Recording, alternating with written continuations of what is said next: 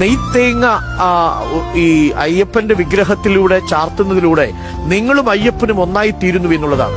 അങ്ങനെ നെയ്ത്തേങ്ങ ഉടച്ച് അഭിഷേകം നടത്തിക്കഴിഞ്ഞാൽ പിന്നെ ആ തേങ്ങ തിരിച്ചു കൊണ്ടുവരാൻ പാടില്ല.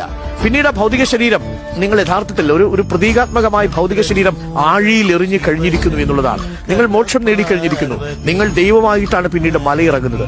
അങ്ങോട്ട് പോകുന്നത് മനുഷ്യനായും മല കയറുന്നത് മനുഷ്യനായും മല ഇറങ്ങുന്നത് ദൈവമായിട്ടും വേണമെന്നാണ്. ഒരുപാട് താത്വികമായിട്ടുള്ള അർത്ഥങ്ങൾ നമുക്ക് അതിൽ നിന്ന് വായിച്ചെടുക്കാം. കഷ്ടപ്പാടുകളിൽ നിങ്ങൾ മനുഷ്യനായി മാറൂ, നിങ്ങൾക്ക് സുഖം കിട്ടുമ്പോൾ നിങ്ങൾ ദൈവമായി തീരൂ എന്നൊരു പ്രമാണം. നെയ്ത്തേങ്ങ ഈ അയ്യപ്പന്റെ വിഗ്രഹത്തിലൂടെ ചാർത്തുന്നതിലൂടെ നിങ്ങളും അയ്യപ്പനും ഒന്നായി തീരുന്നു എന്നുള്ളതാണ്. അങ്ങനെ നെയ്ത്തേങ്ങ ഉടച്ച് അഭിഷേകം നടത്തിക്കഴിഞ്ഞാൽ പിന്നെ ആ തേങ്ങ തിരിച്ചു കൊണ്ടുവരാൻ പാടില്ല. പിന്നീട് ആ ഭൗതിക ശരീരം നിങ്ങൾ യഥാർത്ഥത്തിൽ ഒരു പ്രതീകാത്മകമായ ഭൗതിക ശരീരം ആഴിയിൽ എറിഞ്ഞു കഴിഞ്ഞിരിക്കുന്നു എന്നുള്ളതാണ്. നിങ്ങൾ മോക്ഷം നേടിക്കഴിഞ്ഞിരിക്കുന്നു.